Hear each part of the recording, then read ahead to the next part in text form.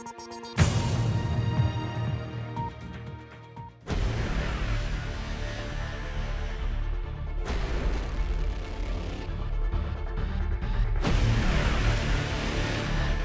le va? Buenas noches. Esto es Secretos del Poder. Estamos con el licenciado Alfredo Blanco. Bienvenido, Alfredo. ¿Cómo estás? Buenas noches. ¿Cómo estás, Julio? Bien, con muchas noticias y poco tiempo. Bueno, con poco tiempo como siempre, pero antes de que recibamos a nuestros invitados, ¿cómo es esto de que para la gente vivir con menos es la nueva normalidad? Lo he visto en un artículo periodístico. Vamos a ver, señor director, si podemos poner al menos la portada de Diario Perfil, en donde Pablo Gileta, colega periodista, firma este interesante artículo en donde ha sido uno de los consultados, ¿no?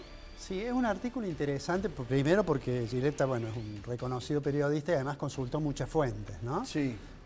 Y bueno, y la pregunta era, bueno, ¿qué sucede con los sectores? Yo he dicho aquí muchas veces... Ahí está el artículo en pantalla. Yo he dicho muchas veces de que hay gran heterogeneidad, entonces cuando uno hace una afirmación respecto de alguna variable, hay que tener cuidado de saber que esos son promedios. Sí. Entonces, la pregunta que él se formulaba, entre las varias preguntas que planteó y su propio desarrollo, era, bueno, la gente que está en sectores que todavía no han percibido una recuperación de su poder de compra, y llega un momento que ajusta su presupuesto, y entonces yo le decía a él que es más difícil ajustar hacia abajo que cuando uno tiene que ajustar hacia arriba. Uno se acostumbra rápido a los incrementos de poder de compra. Lo otro es bastante más complicado. Entonces él ahí ha recogido una serie de información de distintos estudios privados, digamos, donde plantea esta cuestión de qué es lo que está ocurriendo con los niveles de consumo en los sectores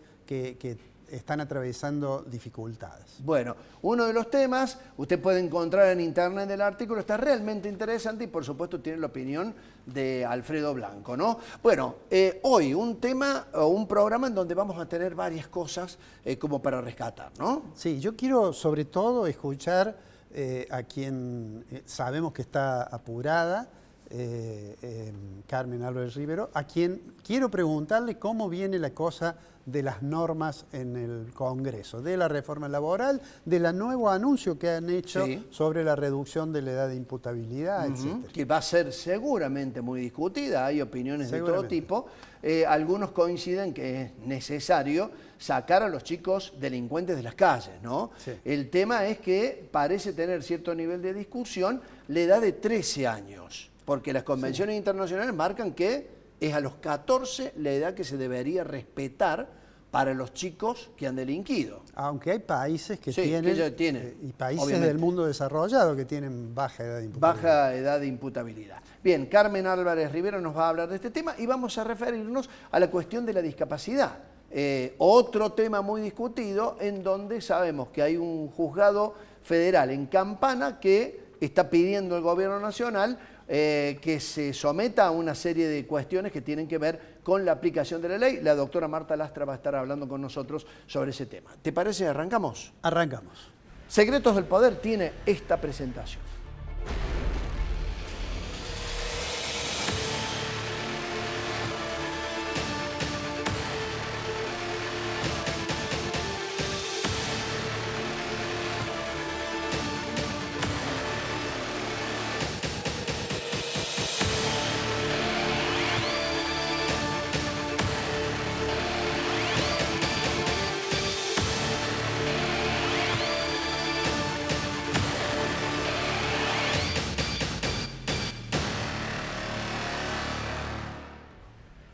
Ya lo anticipó Alfredo Blanco, la senadora nacional por Córdoba, Carmen Álvarez Rivero, está con nosotros aquí en el programa. Carmen, bienvenida y gracias por compartir este espacio. No, gracias a ustedes y esta es mi casa.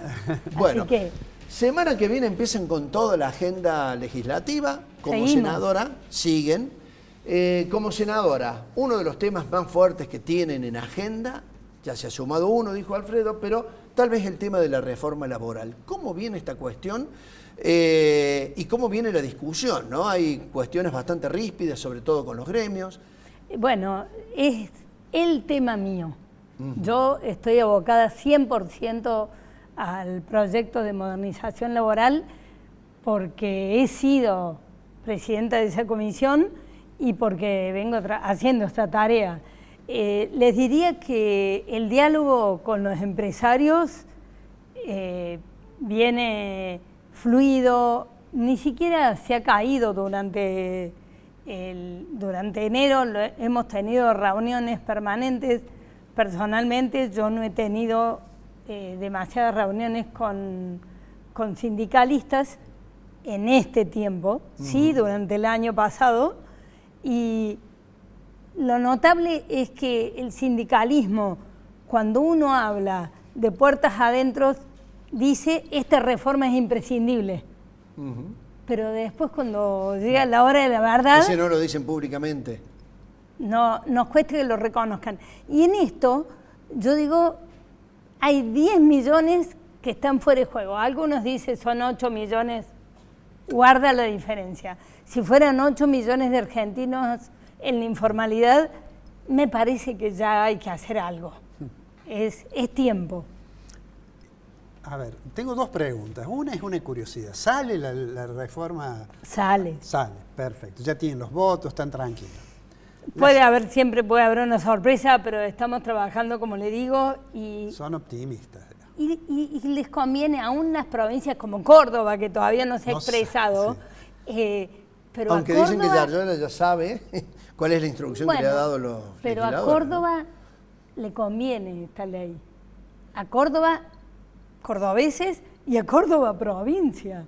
Nos conviene que salga esta ley, porque acá tenemos mucho de ese engranaje productivo, pyme, mucho más que en otras provincias. Carmen, si yo te preguntara tres puntos que vos considerás son los más importantes de la norma esta de modernización del mercado de trabajo, ¿cuáles son los 3 más importantes y que serían innegociables? Yo siempre soy capaz de distorsionar, aparte aprovecho que no soy abogada y no soy abogada laboralista. Para mí la clave es la inserción laboral. Esa es la mirada que yo siempre le he dado al proyecto, porque tengo en claro que son esos 10 millones, ni hablar si hacemos lupa, muchísimos jóvenes, muchísimas mujeres, muchísimos mayores de 50 años, entonces, pero hay otros segmentos que están fuera, todo el mundo lo conoce bien, los grises, digo yo, de los monotributos, yo tengo amigos conocidos que tienen 4 trabajos. Eso es la realidad, pero son todas esas formas de la informalidad que nos hemos acostumbrado, pero ya son demasiados años y demasiado volumen de personas. Por eso yo creo que todo lo que concierne a fomentar la inserción laboral, por ejemplo, a bajar el umbral y que tengan ese hasta 1 año de prueba, que bueno, venía de la ley bases, pero todo eso creo que es muy bien recibido por las pymes de acá, eso lo necesitamos. También todo lo relativo a la flexibilidad, yo les dije el tema de las mujeres, como madre de 4 hijos, no es tan fácil pensar que una mujer, no le digo con 4 porque hoy por ahí no es la opción, pero con un par de hijos pueda meterse en el rigor inflexible de la ley hoy. Lo que pasa es que las chicas esas quedan afuera o quedan trabajando en la informalidad, pero que pueda hacerse tratos más flexibles, entre el empleador y el empleado. Claro, pero convenientes para los dos. Yo entiendo que esto tiene que ser de ese modo. Les digo, está el banco de horas, pero es lo que pasa en la realidad de las pymes.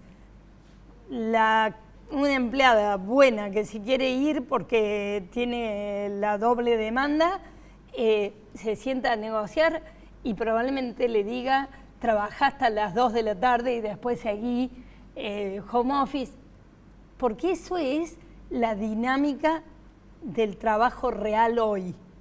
Entonces, que la ley refleje lo más posible es importante. Pero aparte el Banco de Horas está presente en 170 convenios colectivos en la Argentina, pero no está en la ley. Entonces, yo creo que ese tipo de medidas son importantes, como les digo, siempre mirando que haya más argentinos en la formalidad. Y después hay, por supuesto, un costado importante que seguro que vos lo valorarás, todo lo que es para incentivar la inversión de las pymes, para que se animen a producir más, a invertir, a producir, y eso va a significar puestos de trabajo, que obviamente es como el trabajo es una mano, que no es simplemente un punto, sino que se mete un poco en lo tributario, se mete en lo... no es solamente una ley aplicada al derecho. Entonces, yo creo que todo esto relativo a fomentar que las pymes inviertan es parte de lo que necesitamos para solucionar un problema que no es la solución solo un marco legal. Claro. Algunos de los detractores de la ley hablaban precisamente de eso de la incursión en el tema tributario, y todos dicen, solamente para beneficiar a un sector, el empresario. 10 millones van a poder beneficiarse. No es poca cosa. Y yo les digo, al menos yo, que tengo una formación de toda mi vida a través de las empresas que mi padre tuvo y que lo rodeaban de mi padre. Nada mejor para dar trabajo que un empresario. Por supuesto, al empresario le tenemos que poner controles o que cumplan la ley, nadie piensa que no.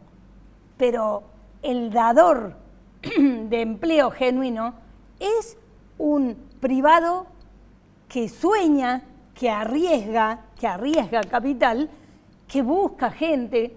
Eso yo les diría que, aunque no se crea empleo genuino en Córdoba desde los últimos 12 o 14 años, pero tenemos el empresariado como en declive en cuanto a cantidad de empresas surgientes en Córdoba, probablemente hace 40 años o 30 años. Hay un tema en la norma o en el proyecto, hay un instrumento para reemplazar lo que tradicionalmente era la indemnización, ¿no? Que supone asignar determinado porcentaje a ese fondo. ¿Vos creés que este tema de suprimir esta categoría de indemnización o las otras medidas efectivamente van a ampliar el mercado de trabajo? ¿Va a generar empleo? Hoy vemos muchísimas pymes, aún las informales, quebrar, cerrar, cuando un empleado hace un juicio. Les diría, acá creo que también hay que poner el foco en la justicia. Ha estado como si estuviera en Marte. Porque en algunos casos uno miraba la pena que ponía, representaba, no sé, 200 o 300 salarios. Yo digo, ¿qué realidad tendrán en cuenta? Obviamente esa pyme se fundía y los 40 compañeros o los 20 que trabajaban con ese tipo la perdían a la pyme también. Yo ahí creo que hay que ser muy cuidadosos. De todas maneras, esta solución nueva tendrá un tiempo de adaptación, pero sí le reconozco al presidente Milei que en la ley bases de entrada propuso hacer un fondo de desempleo inspirado en la construcción. Yo creo que la construcción tiene una lógica diferente, pero no hay ninguna duda que alguien va a tomar a alguien si tiene alguna certeza cómo puede irse ese alguien. Mi sueño es que haya un escalón 0 para entrar y 0 para salir, porque eso podría garantizar que estos 10 millones se formalicen, entren y, claro, y bueno, en el circuito exacto. productivo y en el trabajo. Y seguramente el mejor quedará más tiempo, el que está más flojo de competencias, en una de esas alguien lo echa, pero si hacen la experiencia de la formalidad, está bien. Está más empleable ahora, para su próximo paso. Para que eso ocurra se va a tener que generar trabajo en serio, ¿no? Obvio, digo, esto para es un que marco. Los trabajadores entren y salgan del mercado laboral, desde la época de Menem para acá, ha sido un verdadero drama y creo que nadie dio en la tecla, no sé si me equivoco, Alfredo, en poder encontrar un sistema en donde la gente que se quedaba sin empleo pudiera encontrar la utilidad o pero peor volver al aún trabajo. hoy, peor aún porque si hablamos de la época de Menem, todavía Argentina tenía mayor competitividad en sus pymes, mayor inversión, digo el 2000. Hoy tenemos esos 10 millones, que habrá una franja que es competitiva todavía, pero una enorme franja que yo les digo como maestra, no saben leer. No saben leer, no han desarrollado habilidades ni en la escuela técnica ni en la empresa. No es que no sepan nada, pero tenemos que meterlos a la formalidad y seguramente va a haber un trabajo artesanal de acompañamiento para con esa gente. Bueno, se nos está agotando el tiempo. Una última pregunta. Bueno, la última pregunta, me salgo un poquito sí. del tema de la modernización laboral. Digo, una opinión breve sobre el tema de la edad de imputabilidad de los, digamos, de quien comete un delito. Yo creo que el tema por el que se nos van 2 millones de argentinos o 2,5 millones de chicos es por la seguridad.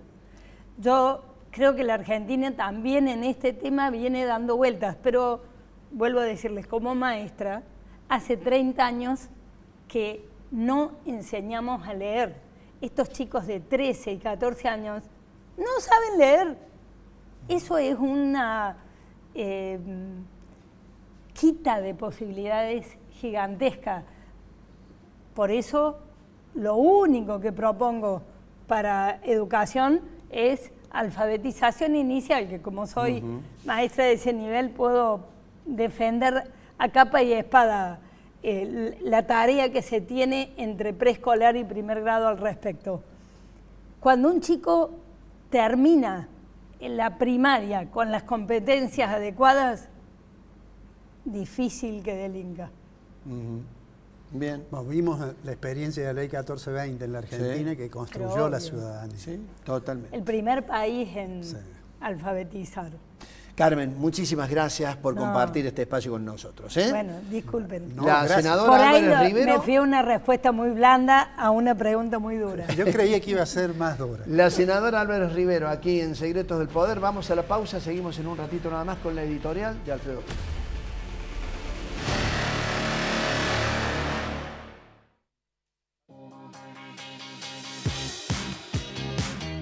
Acabamos de inaugurar la Plaza de la Palabra, nuestra plaza del Consejo Deliberante, y se denomina de la palabra porque la palabra es la fuente del Parlamento, la fuente del diálogo, del encuentro, de la construcción de consensos, que es lo que procuramos todos los días aquí en esta institución tan importante en nuestra ciudad. En este edificio, que también contribuye con la huella de carbono, porque genera energía con paneles fotovoltaicos, casi el 45% de lo que consumimos hoy. En una próxima inversión vamos a procurar generar el 100% de lo que consumimos, hasta los residuos, como la hierba, el café, los residuos que generamos se convierten en abono y fertilizante para nuestro flamante espacio verde. Excelente oportunidad de inversión. Departamentos de 2 y 3 dormitorios en Milénica Sagrada Familia y Milénica Autopista Carlos Paz. A $1.250 el metro cuadrado. Entrega y saldo financiado a 10 años en UVA o dólares, más tasa variable. Comercializa Grupo Dinosaurio. Finalizamos la bulevarización del Corredor Maipú, un proyecto histórico que transforma el área central con 1.6 kilómetros renovados para una movilidad más segura, moderna y ordenada. Un corredor verde, accesible para miles de vecinos, con tecnología, iluminación LED y paradas inteligentes. Luego de 90 años, Córdoba concreta un sueño histórico que moderniza la infraestructura urbana y embellece una de las vías más transitadas de la ciudad. Córdoba hace, Córdoba sigue. EPEC, a la vanguardia tecnológica. Estamos instalando medidores inteligentes en toda la provincia. Un proyecto único en el país, que te permite consultar tu consumo en tiempo real y administrarlo eficientemente. Un salto de calidad para todos los usuarios. EPEC, la energía de Córdoba. Conocé nuestro espacio Urban Tech, ubicado en Avenida Rafael Núñez 4635, Cerro de las Rosas. Innovación y tecnología en aberturas de PVC. Tus proyectos crean nuestras aberturas. Prestigiosa, inclusiva, precursora, innovadora, proyectada hacia el futuro. Facultad de Ciencias Económicas. Universidad Nacional de Córdoba.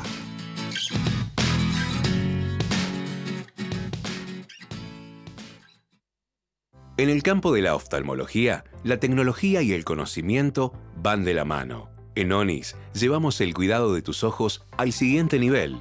Estamos a la vanguardia para mejorar cada día más la visión. Por eso, somos la única clínica en el centro del país con Ingenuity 3D.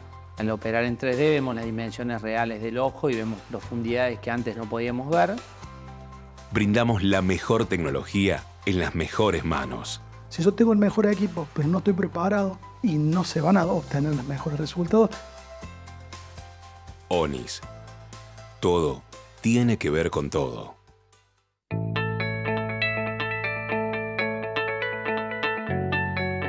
¡Hey! Seguinos en TikTok. Sumamos una nueva red social para seguir bien comunicados y de la manera más divertida, donde vas a poder conocer detalles del sistema, información para asociados, nuestras viviendas y algunas perlitas que no te podés perder. Estamos en Facebook, Instagram y ahora también en TikTok. Encontranos como Cooperativa Horizonte.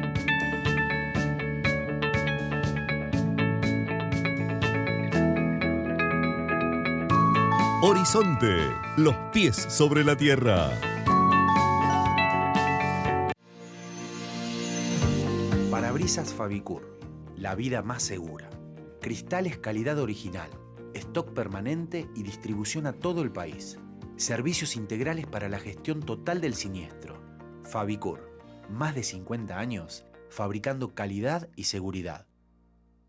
El Consejo Profesional de Ciencias Económicas es la institución que regula el ejercicio de las profesiones en ciencias económicas. Estar matriculado es un requisito obligatorio para ejercer. La matrícula habilita, respalda y conecta.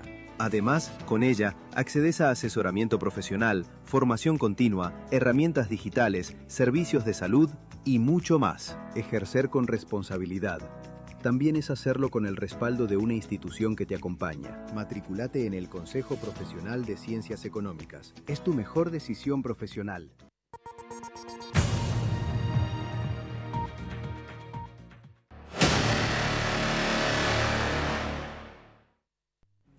Bueno, vamos a hacer ahora nuestro comentario semanal. No le hemos puesto un título al editorial porque quiero hablar de 2 o 3 puntos que no están vinculados entre sí, pero me parece que son importantes. El primero de ellos tiene que ver con algo que seguramente quienes nos están viendo lo han leído en los medios, y es esta situación que se ha planteado con una licitación para tubos, para caños de gasoductos que iban a unir, que va a unir Vaca Muerta con Río Negro, con San Antonio, y que la empresa más importante de esto en fabricación de tubos, que es Techin, en particular, digamos, Tenaris, ha manifestado su disconformidad porque perdió contra un conglomerado de empresas, entre las cuales hay básicamente una empresa india, y ha dicho, bueno, esto perjudica a la industria nacional. Déjenme que diga dos cosas sobre este tema. La primera, ustedes saben que yo siempre defiendo la idea de que no se puede abrir alegremente la economía y pagar un costo en términos de empleo o de actividad industrial doméstica. Pero en esto quiero hacer una aclaración. Esta empresa tiene históricamente poder sobre el mercado en Argentina. Tiene una capacidad de lobby gigantesco y ahora perdió la licitación ante una empresa que es privada, que es la que va a construir el gasoducto, porque puso precios 40% más altos.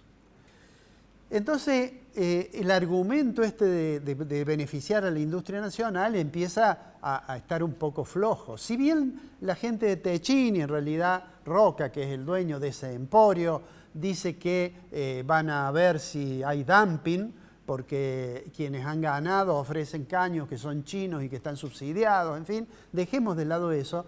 No quiero abrir un juicio sobre si está bien o mal adjudicado. Digo, en realidad 40% de diferencia en el precio. Y además, en este caso, sería altamente probable que si lo hubiera ganado Techim, parte de esos caños se iban a fabricar en la planta de Brasil. O sea que es un poco... no me parece que el argumento de defender la industria nacional pueda aplicarse en este caso. Por otra parte, Techin es un grupo multinacional. Pero además, por otra parte, la información dice que salió sexta en relación a las otras empresas que se presentaron. Quería decir esto porque como yo insisto mucho en que hay que tener cierto cuidado con la apertura económica, sobre todo si ya hay atraso cambiario o si se lo expone a un sector o a una competencia contra la cual no puede, en fin, si se hace demasiado rápido. Bueno, estos son unos argumentos. Ahora, el argumento en este caso me parece que es distinto y simplemente lo que ha ocurrido es que en esta oportunidad parece que no funcionó el poder de lobby de este grupo empresario. Voy al otro tema. El otro tema tiene que ver con yo diría, con un informe que salió ayer del INDEC. Yo le voy a pedir al director que pongamos en pantalla la primera de esas diapositivas, esta que están viendo ustedes allí. Ese es un informe de INDEC sobre el tema de turismo. Fue publicado ayer. ¿Por qué quiero comentar esto?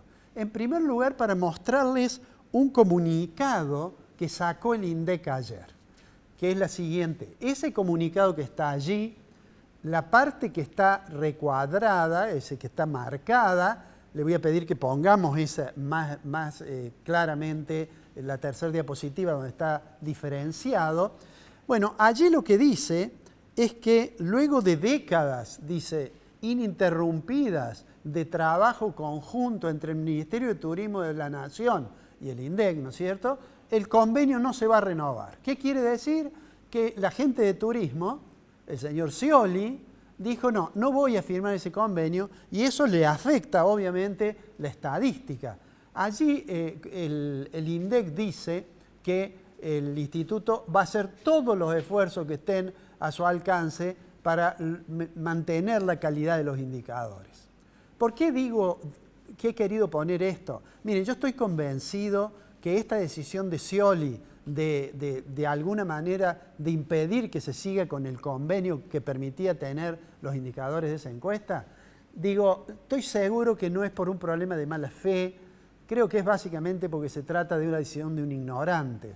Nuestro Instituto Nacional de Estadística y Censo es una oficina realmente muy calificada, salvo aquel periodo en que un secretario de Comercio intervino prácticamente el INDEC, descabezó la dirección del índice de precios al consumidor. Bueno, salvo aquella historia de Moreno, en realidad el INDEC es realmente una institución que trabaja bien, digamos, ¿no?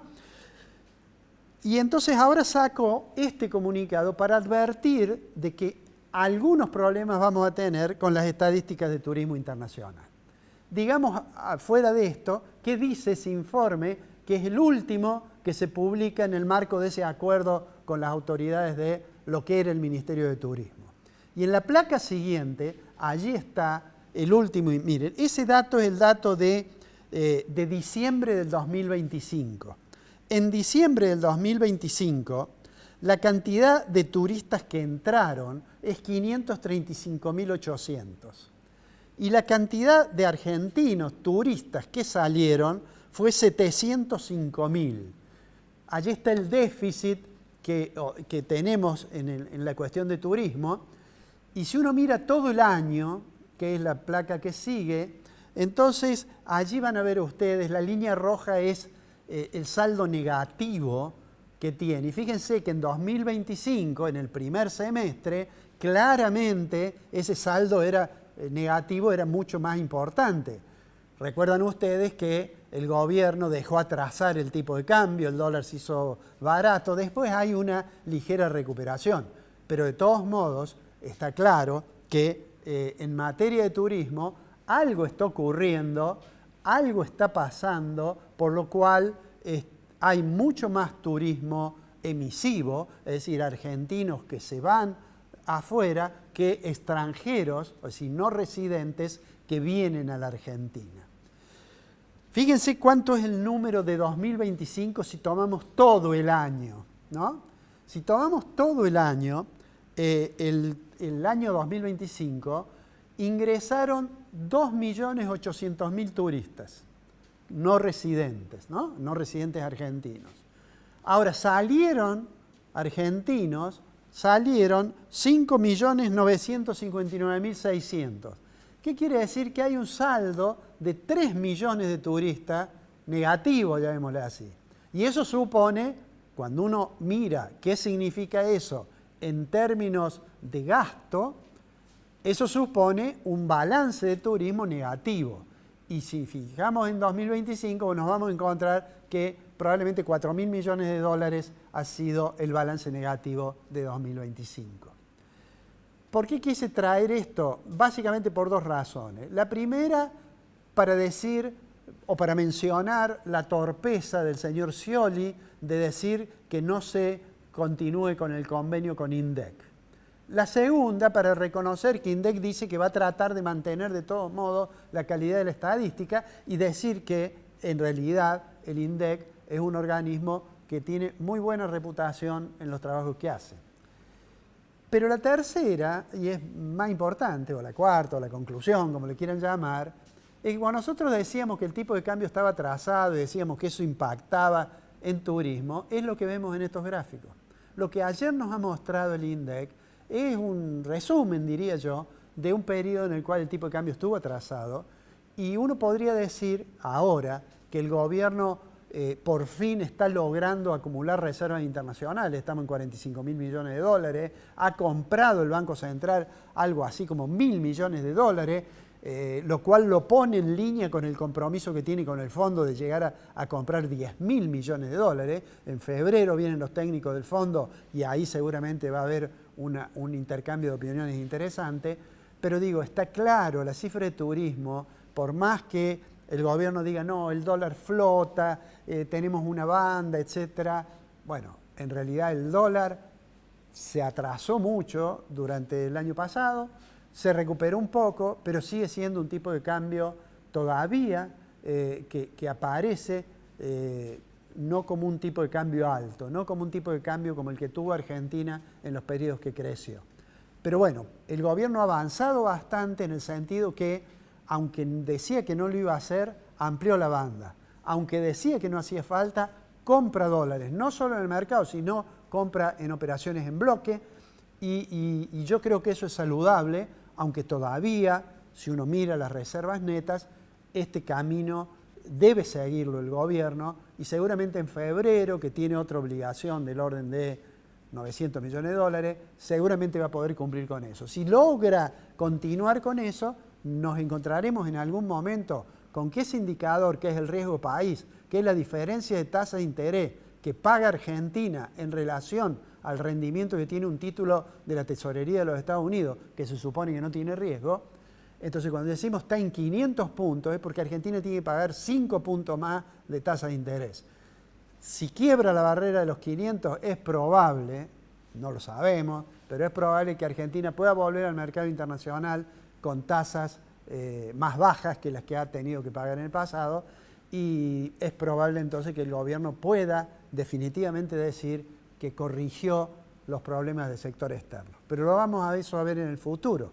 Por ahora, las buenas noticias son que el riesgo país está cerca de los 500, que cumple Argentina con sus compromisos, que las reservas internacionales suben, primero porque el Banco Central compra, segundo porque aumentó el precio del oro contra el dólar, entonces las reservas de oro se valorizan, tercero porque hay empresas que emiten en el exterior y entonces traen dólares, y cuarto, y por qué no decirlo, siempre ha sido lo más importante, porque el sector agropecuario argentino tiene las posibilidades de unas exportaciones muy importantes que van a significar entrada de dólares. Lo vamos a ver seguramente en los próximos meses.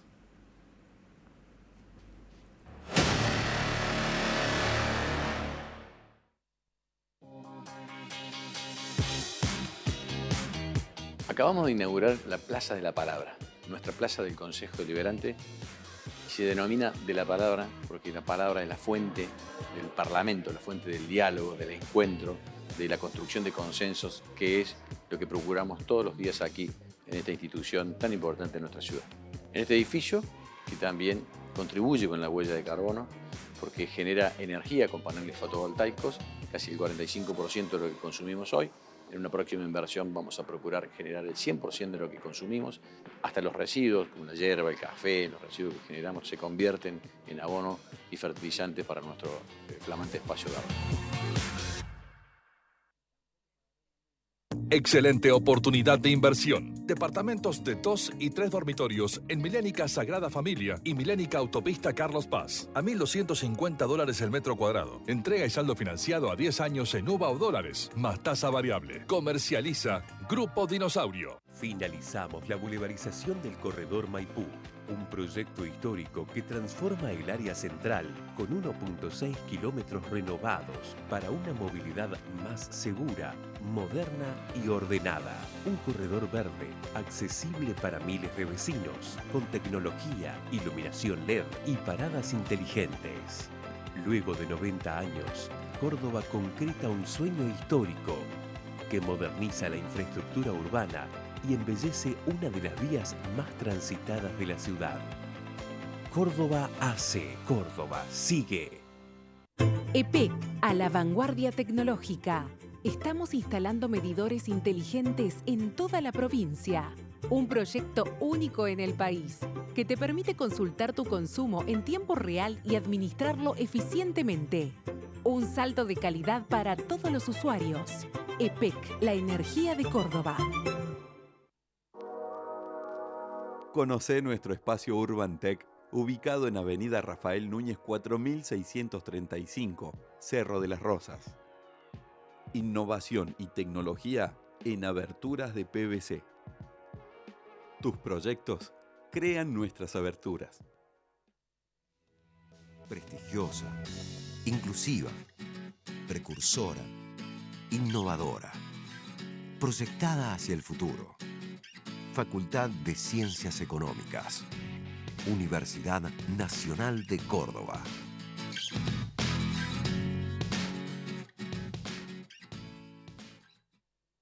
En el campo de la oftalmología, la tecnología y el conocimiento van de la mano. En ONIS llevamos el cuidado de tus ojos al siguiente nivel. Estamos a la vanguardia para mejorar cada día más la visión. Por eso, somos la única clínica en el centro del país con Ingenuity 3D. Al operar en 3D vemos las dimensiones reales del ojo y vemos profundidades que antes no podíamos ver. Brindamos la mejor tecnología en las mejores manos. Si yo tengo el mejor equipo, pero no estoy preparado y no se van a obtener los mejores resultados. ONIS. Todo tiene que ver con todo.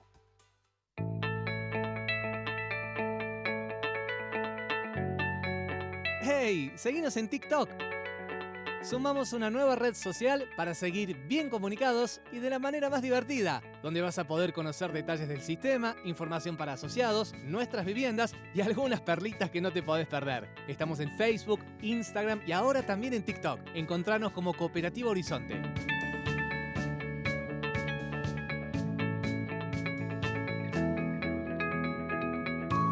Horizonte, los pies sobre la tierra.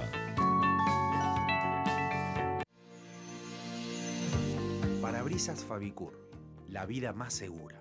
Cristales calidad original, stock permanente y distribución a todo el país. Servicios integrales para la gestión total del siniestro. Fabicur, más de 50 años fabricando calidad y seguridad. El Consejo Profesional de Ciencias Económicas es la institución que regula el ejercicio de las profesiones en ciencias económicas. Estar matriculado es un requisito obligatorio para ejercer. La matrícula habilita, respalda y conecta. Además, con ella, accedes a asesoramiento profesional, formación continua, herramientas digitales, servicios de salud y mucho más. Ejercer con responsabilidad también es hacerlo con el respaldo de una institución que te acompaña. Matriculate en el Consejo Profesional de Ciencias Económicas. Es tu mejor decisión profesional.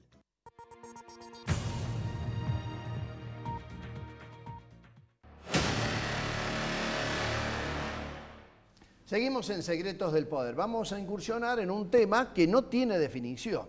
Y la gran pregunta es si, aun cuando está judicializado, puede llegar a tener una salida para miles de familias en la República Argentina que están esperando un Estado que dé una respuesta positiva. La doctora Marta Lastra es integrante del equipo de asesores de la diputada Natalia de la Sota, pero además una abogada que viene trabajando desde hace tiempo con la cuestión de la discapacidad. Marta, bienvenida, buenas noches. Y contanos de qué manera vienen trabajando con esta denuncia que has presentado ante un tribunal de Campana reclamando la aplicación de la ley de emergencia en discapacidad en el país. Bueno, buenas noches. La verdad que en estos 2 años no hemos tenido un mes de descanso, un tiempo de descanso, y esto se viene gestando. Esto no es algo, aquí no se ha llegado de una manera aleatoria, aquí se ha llegado de manera planificada. La misma ley bases nomás ya habilita a que se maladministre el Fondo Solidario de Redistribución, que es del que se destinan los fondos para cubrir las prestaciones en materia de discapacidad para los activos. Y está conformado de una manera diferente, con los aportes de todos los activos que pasamos a obras sociales y prepagas, un porcentaje se conforma a ese fondo. O sea que no afectaría el presupuesto del Estado cumplir con una adecuación, con una conformación hoy por hoy arancelaria digna para las prestaciones en materia de discapacidad. Eso por un lado.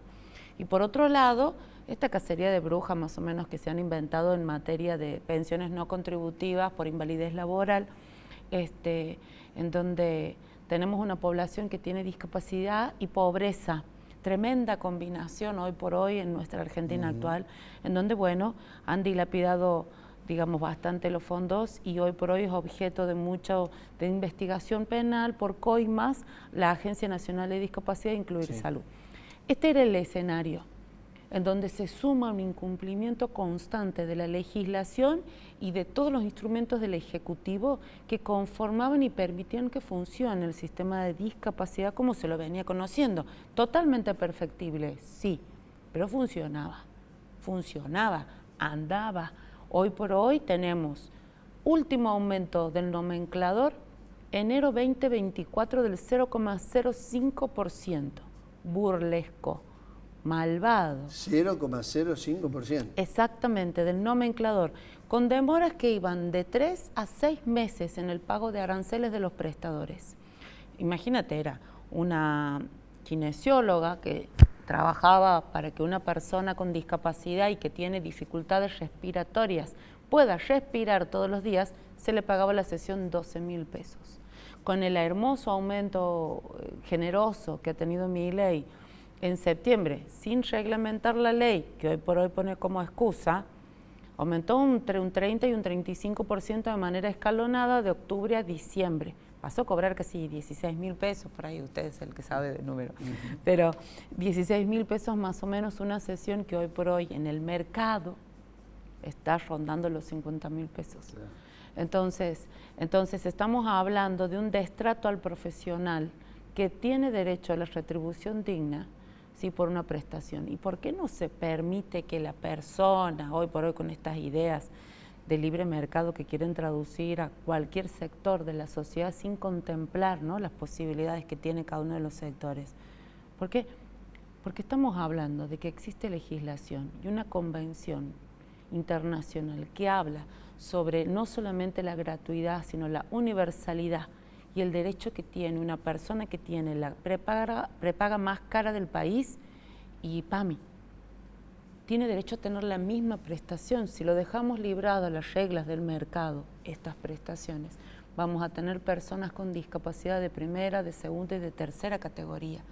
Y estamos alejados de nuestro Estado de Derecho. Entonces aquí hablamos de que se están violando principios constitucionales, pétreos, que no se deben tocar, que hacen a la esencia de nuestra sociedad como nación y como Estado. Que no tenemos por qué estar librados y que estemos manejados por un CEO y no por un presidente, ¿no? Claro. Entonces ese es el escenario por el cual nosotros llegamos al amparo colectivo para exigir el cumplimiento de la ley de emergencia, que la ley de emergencia no hace otra cosa más que poner un parche, nada más, ¿eh? No soluciona el problema. No resuelve. No. Esa era mi pregunta. La ley fue sancionada, hay incumplimiento. ¿Cuál es el estado desde el punto de vista judicial que hay hoy? Porque están incumpliendo una norma. Sí, están incumpliendo todas las normas en materia de discapacidad.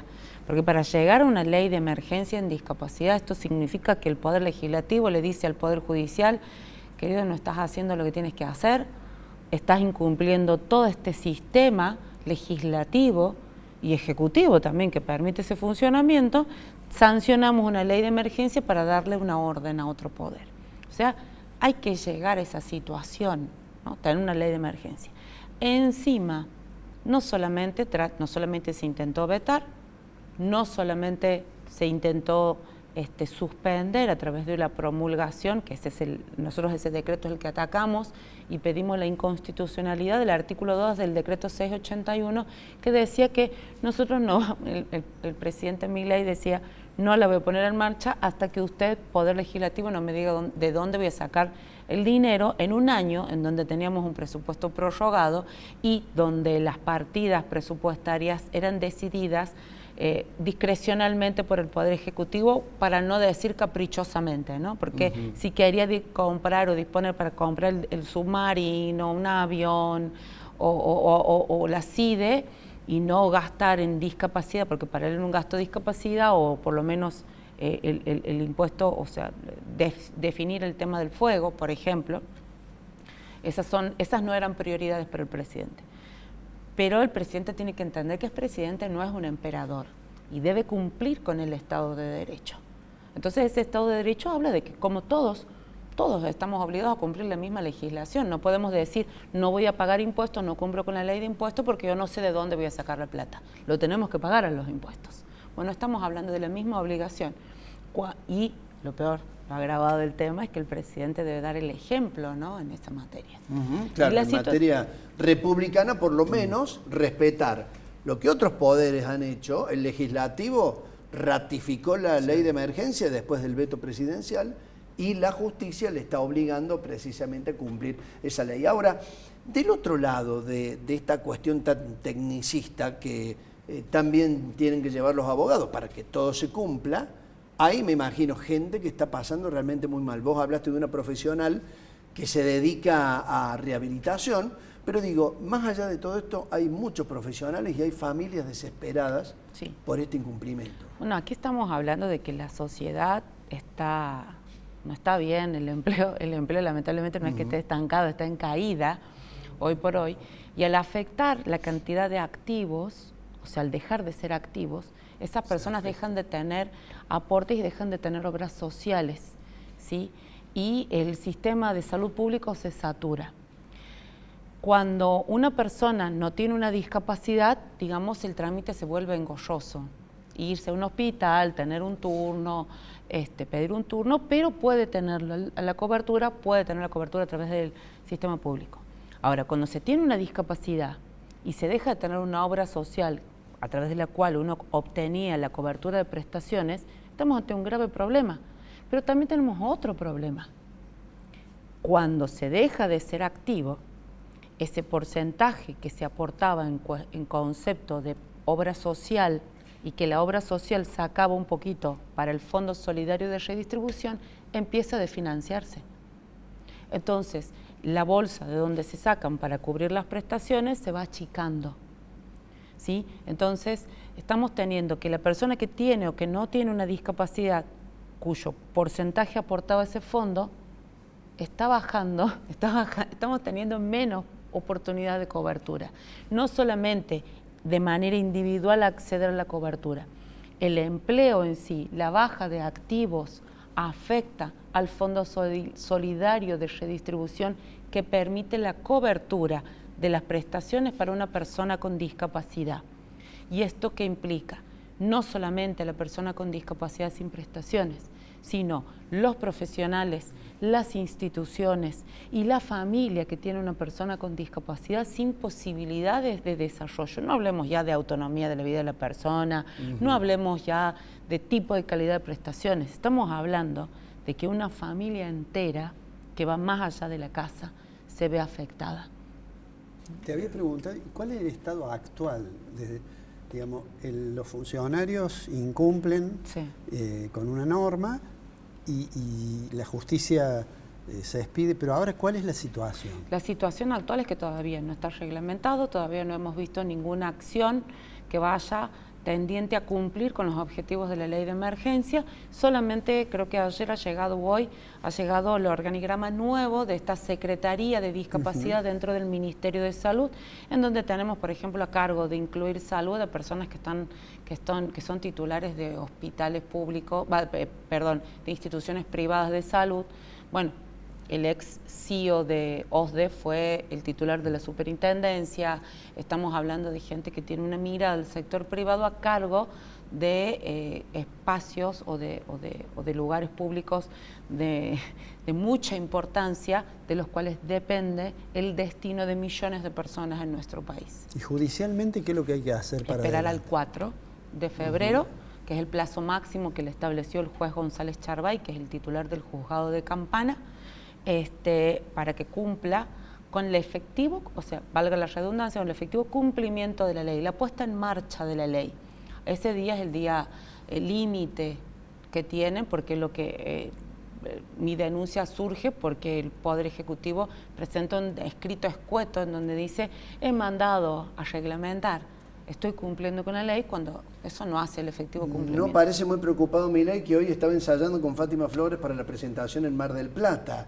No. Digo, ¿cuál es la mirada que ustedes tienen respecto a el ajuste que en algún momento dijo Milei lo va a pagar la casta? ¿Terminó siendo el sector de la discapacidad en Argentina parte de la casta en el país?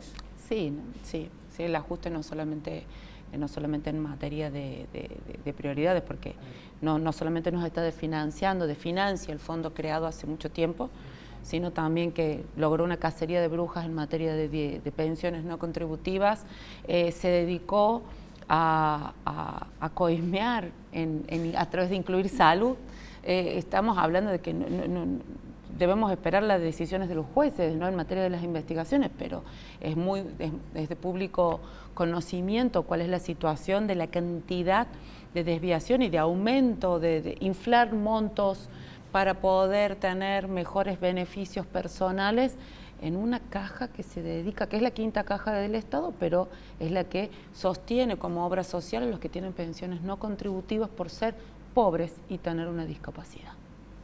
Bien, lo ha dicho todo la doctora Marta Lastra, esperemos que haya algún tipo de respuesta para mucha gente que lo está esperando. Gracias por venir al programa. Muchas gracias a ustedes. Nos despedimos, Alfredo, ¿será hasta la próxima semana? La próxima semana, se nos va enero. Se nos va enero.